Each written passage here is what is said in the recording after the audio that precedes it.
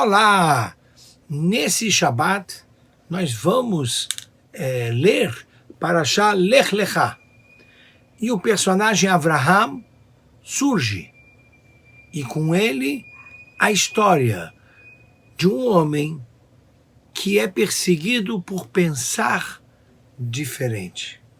Avraham é ivri, Avraham o hebreu, e os nossos sábios dizem qual é a razão de chamá-lo hebreu, que ele era Me'ever Anahar, do outro lado do rio Eufrates, uma conotação geográfica. Outros sábios dizem que não é apenas isso.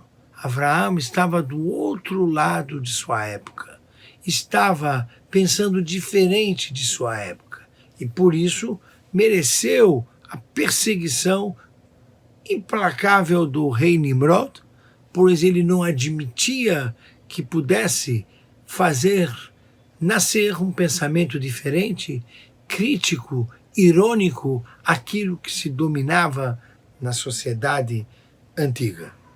Veja, Avraham Avinu conseguiu nos ensinar algo importante e nós, como descendentes de Avraham Avinu, conseguimos transformar o mundo ocidental, pelo menos, num dos aspectos mais importantes das contribuições de Avraham.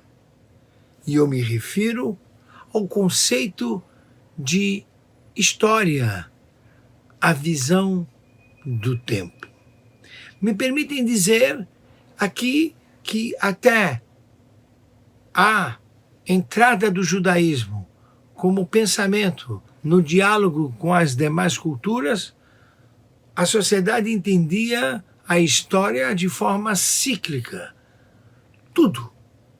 Desde a história da pessoa e do indivíduo, da família, a história do poder e do governo, tudo tem início, nascimento, desenvolvimento e depois a queda e depois começamos com um outro nascimento, o desenvolvimento e depois vamos vendo a queda, o declínio e aí outra vez, de forma que é cíclico, tudo se repete, ou seja, é um ciclo sem fim e nessa perspectiva aquele que aparece em algum momento da história nada pode fazer, fica de mãos atadas, porque essa é a vida.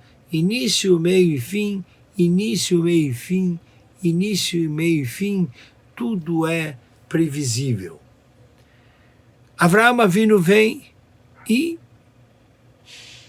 traz conosco.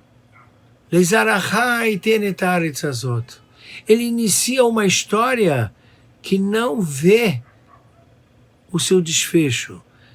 Se promete a ele uma grande nação. Se promete a ele que dele sairá um grande povo. Se promete a ele que esse povo habitará uma terra. Pois Avraham não viu isso em seus dias de vida. Ele parte do princípio que a história não é cíclica. A história é linear. A história, ela tem uma capacidade de ir para frente. A história depende de você, de mim, de cada um que está nos assistindo, de poder fazer a contribuição. Por quê? Porque ela parte de um nascimento e o desenvolvimento para chegar ao aprimoramento do humano como indivíduo, das nações como povo, do poder como o melhor sistema político e assim nós vamos andando. O triunfo é alcançado através das gerações. Avraham Avinu sabia, se não é ele, Isaac segue. Se não é Isaac, Yaakov segue. E se não é Yaakov, outros seguirão. E isso, ao meu entendimento, é imprescindível. Por quê? Porque na visão de Avraham, o tempo ele é linear, ele é irreversível e tudo que nós fazemos importa. Importa porque trará responsabilidade social, trará livre-arbítrio. No livre-arbítrio você pode atrasar ou acelerar o triunfo. De maneira que essa forma de ver o progresso das nações, o desenvolvimento de um pensamento, ele é linear na medida que nada é repetitivo e tudo é desafiado, tudo é aprimorado, tudo vai levar ao triunfo dos fins dos tempos. Essa também é a visão de Maimônides. Maimônides entendeu os processos históricos olhando na figura de Avraham e nos textos da Torá desta forma. Mas não é só isso que Avraham Avinu trouxe. Avraham Avinu trouxe uma relação do indivíduo, daquele que quer mudar, daquele que quer aprimorar, aquele que quer chegar no triunfo, mas ele chega com Deus. E isso é também uma contribuição do pensamento judaico às nações. O monoteísmo, por assim é conhecido, ele é caracterizado pelo Avraham, que traz o autor da vida quer algo dessa vida. O autor da vida traz um sentido para ela, traz um propósito para ela. Avraham Avinu começa a transmitir a seu filho Isaac que quando entregar ao povo no futuro leis, mandamentos, como tivemos 10 mandamentos, esses mandamentos não são apenas para fazê-los dentro da sinagoga ou dentro de um culto. Os mandamentos judaicos, os preceitos, eles englobam tudo. Pois eu não vejo Deus só na sinagoga, eu vejo Deus em todos os lugares.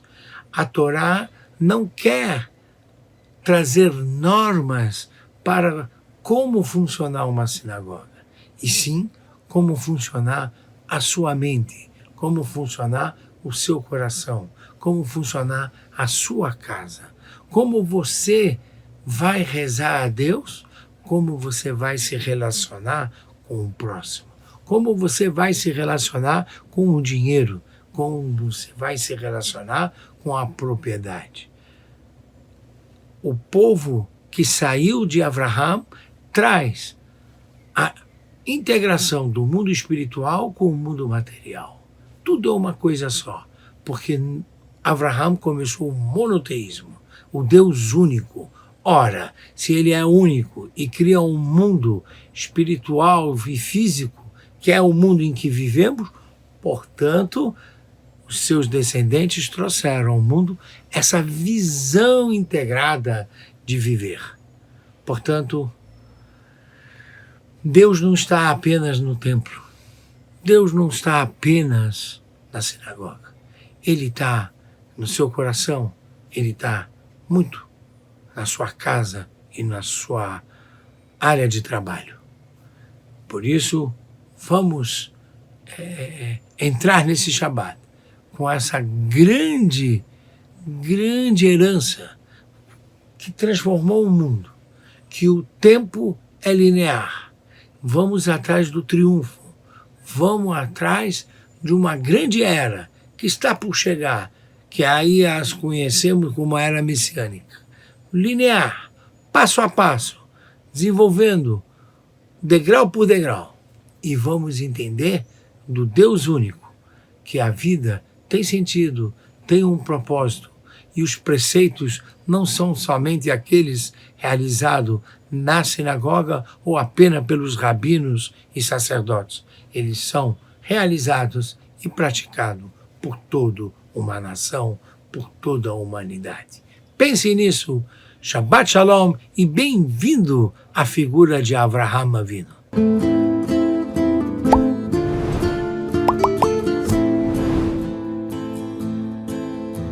Deus.